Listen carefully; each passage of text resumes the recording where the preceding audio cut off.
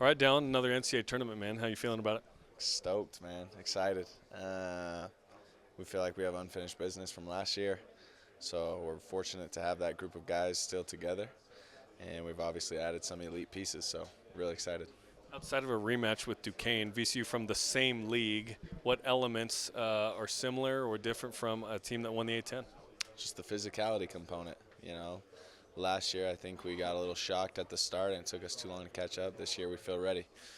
We want to make sure we hit first, establish who we are and how we play, and yeah, that's kind of the main things. They're obviously a talented team. They focus on their defense, and so it should be a fun matchup.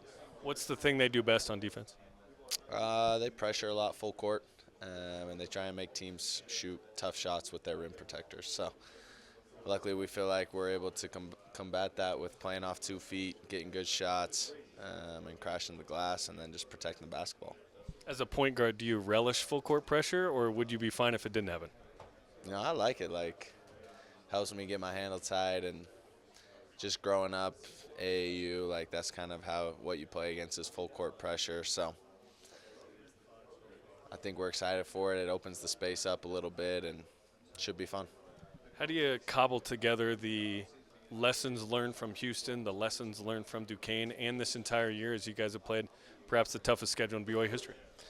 Yeah, I think we're battle tested, and we just lean into how we've got here, which is the hours in practice, hours of practice, and just our trust in one another. So it really just comes down to trusting the game plan, going out there and executing it, and playing harder than the guy in front of us. 14 years ago today, Jimmer Fredette went off for 34 and beat Gonzaga on this court. How do you summon that 2011 BYU energy? Maybe switch my number to 32. Nah, I think those guys are the reason the program is where it is today. So they've established BYU, and now it's up to us to carry that legacy and take it forward. So just play fearless. When I think of Jimmer, that's what I think of, and that's what we got to go out and do in this tournament. And he should be there tomorrow because he lives here. Yeah, be looking for him.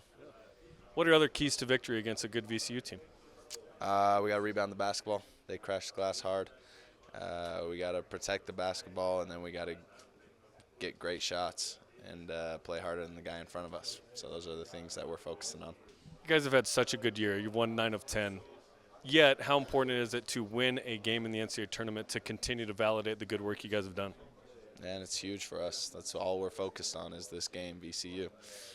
We think we're capable of a big run, but it all just comes down to Thursday night or Thursday afternoon. So that's where our focus is, and we're ready for it. Take me into the human part of this. Like, do you ever get nervous before games? Do you get more nervous in the NCAA tournament? How do you calm said nerves? How does that work? Yeah, I think most people are lying if they say they don't get nervous. Thank you for that honesty. You know, but it's about what you do with those emotions. So we work with sports psychologists, some of the best in the world, and they help us to acknowledge them but not give power to them, and put our energy into things that we can control, and that leads to the best outcome. So that's where my mind is, you know, and I think if you're nervous about something, that means you care, which is means it's important to you. So it's more scary if you're not nervous, I would say, honestly. What are some of your favorite March Madness memories? You know, obviously Jimmer going crazy. Kemba Walker with UConn. Those are some things that jump out. I was a big NBA guy growing up, so I didn't watch a ton of college basketball. But then once I got into middle school and high school, it was just had my phone underneath the desk. And you look around, everyone's doing the same thing.